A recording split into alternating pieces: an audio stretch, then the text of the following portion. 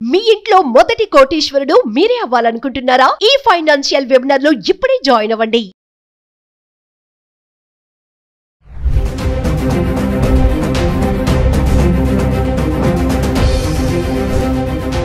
Hi hello నమస్తే, welcome back to Suman TV. ప్రస్తుతం మనతో పాటు ఉన్నారు analyst and TEDx speaker Nandi Rameshwar Rao గారు. సార్తో మాట్లాడదాం. నమస్తే సార్. నమస్తే. సార్, అమెరికాలో కొన్ని కంపెనీస్ హింట్ ఇస్తున్నాయి, H1B వీసాదారులు ఎవరైతే ఉన్నారో మీరు వదిలిపెట్టి వెళ్ళకండి, ఇండియాకి వెళ్తే మళ్ళీ ఎంట్రీ ఉంటుందా ఉండదా అనేది డౌట్ అని చెప్తున్నారు. ఏంటంట సార్, హెచ్చరిక ఎందుకు ఇస్తున్నారు అంటారు?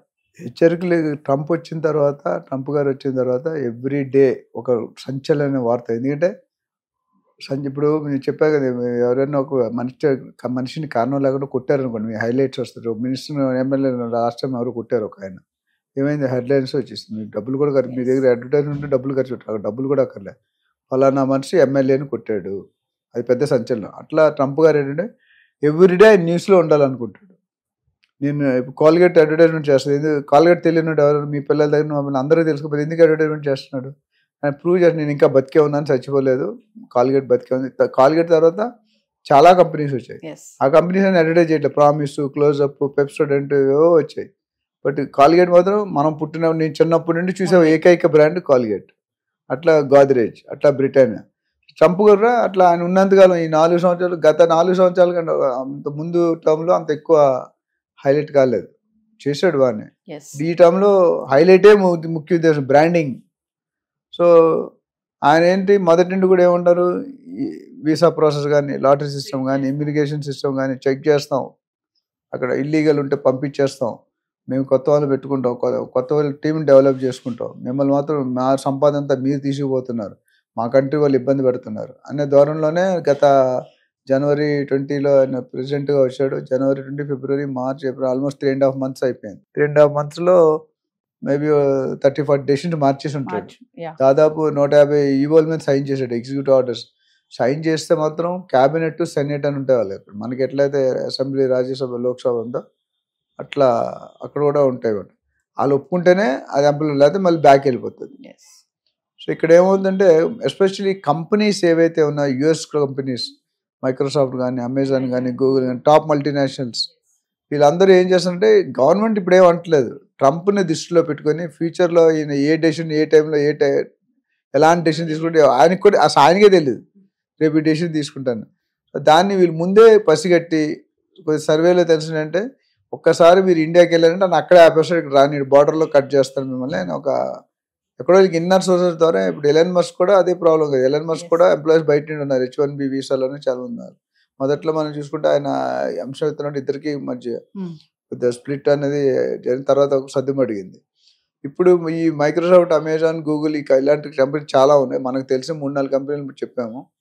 అలాంటి 10-20-30 కంపెనీలు major employment, junk employment major across the world, different plan. ఇండియాలో one of the major share. ఎందుకంటే రీజన్ ఏంటంటే దాని ఇండియాలో లేబర్ కాస్ట్ చాలా చీప్. అక్కడ $50 గంట తీసుకుంటే ఇక్కడ $10, $15 మనం వర్క్ చేస్తాం. అంటే అండ్ 70-75% డైరెక్ట్ సేవింగ్. అండ్ వాళ్ళకంటే పని మనం కూడా ఈక్వల్గా చేస్తాం, కొన్నిట్లో మంచిగా చేస్తాం. Our IQ level is very high. ఎందుకు? Every 4th engineer in America is from India, every 4th engineer from India is from south, every 4th engineer from south is from Andhra Pradesh and Telangana ఒకప్పుడు. ఇది మన హిస్టరీ. సో మనకున్న మేధస్సు, డాక్టర్లు కానీ, రెస్టారెంట్లు కానీ, ఇంజనీర్స్ కానీ, సైంటిస్టులు కానీ, వీళ్ళందరూ కూడా బాగా రాణిస్తున్నారు. ఇంక్లూడింగ్ నాసా, ఇస్రో, ఇట్లా అన్నిట్లో కూడా మన వాళ్ళు ఉన్నారన్నమాట.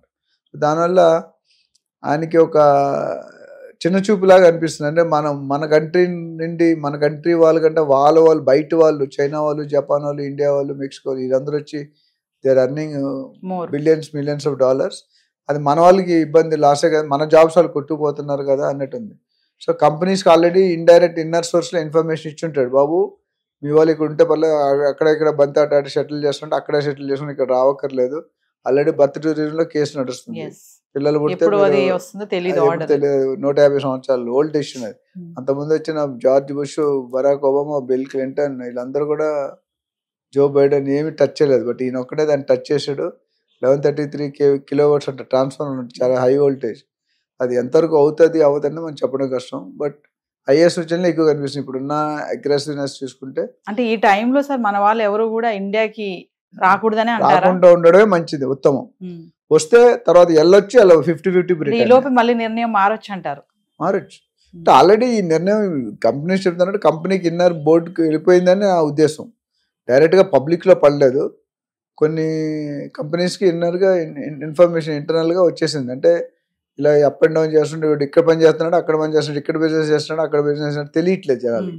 అందుకని దాన్ని ఒక కట్టడిలో పెట్టి they want to ensure if you are an American citizen, మీకు గ్రీన్ కార్డ్ కావాలి, సిటిజన్షిప్ కావాలంటే you should stay in America.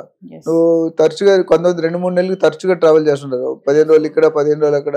వాడు ఏంటంటే ఎర్రబస్ టికెట్ ఉంటుంది ఫ్లైట్ ఎక్కడం అంటే. ఫ్లైట్ 80,000 1,00,000 రూపాయల టికెట్ ఉంటుంది. ఆ టికెట్ వాళ్ళకి 1 lakh ఈజ్ నథింగ్. మనం నెలంతా కష్టపడితే 1 lakh రావడం కష్టాలు. 1 day కష్టపడితే 1 lakh వస్తుంది అది ఇండియన్ కరెన్సీలో. ఎందుకంటే 10 hours ఇంటూ $50 అంటే $500. $500 ఇంటూ 80 rupees or 90 rupees అంతే అయిపోయింది. So much amount. దానివల్ల ఏమిటంటే మా అమెరికన్ సిటిజన్షిప్ కావాలన్నా, గ్రీన్ కార్డ్ హోల్డర్స్ అయినా, they should stay more time in America than other countries. మీరు నేటివ్ ప్లేస్కి వెళ్ళి చూసి ఎప్పుడో వారానికి, సంవత్సరానికి ఒకసారి అనేది ఓకే. కొంతమంది ఎస్పెషల్లీ టూరిజం వాళ్ళు, బిజినెస్ చేసేవాళ్ళు, ఇండివిజువల్ ఎంటర్ప్రినర్స్ కానీ, పొలిటికల్ లీడర్స్ కానీ, వీళ్ళందరూ పెద్ద పెద్ద బిజినెస్ మెన్, ఇండస్ట్రియలిస్ట్ కానీ, వీళ్ళందరూ కూడా వెరీ ఫ్రీక్వెంట్గా, because they have business across the globe. లేదా somebody have business in America and India, or America, London and India. దానివల్ల ట్రావెలింగ్ ఎక్కువ ఉంటుంది. గమనించారు already. The US president is putting lot of things in survey. Already రీసెర్చ్లో పెట్టేశారు.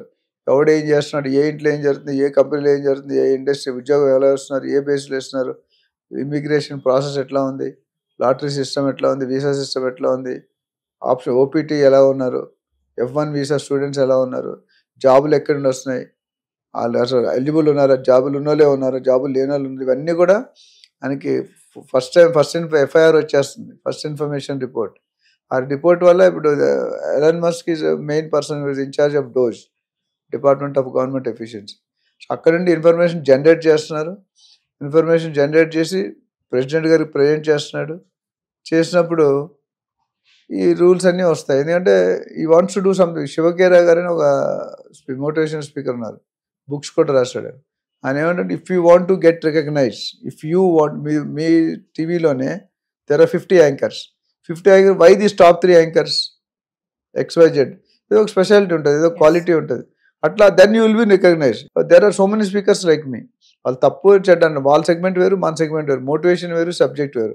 మనం ఇప్పుడు 25,000 మందిని ట్రైన్ చేసాం, 25,000 మందికి ప్రాపర్టీ ఓనర్స్ హెల్ప్ చేసాం. సో ఆ ట్రాక్ రికార్డ్ మనకి హ్యాండ్స్ ఆన్ ఎక్స్పీరియన్స్ అందరికీ ఉంటుంది కదా. అట్లా మీకు యాంకరింగ్, అట్లా సైంటిస్టులు, రకరకాలు. సో ఇవన్నీ కూడా లెక్కలోకి వస్తాయి.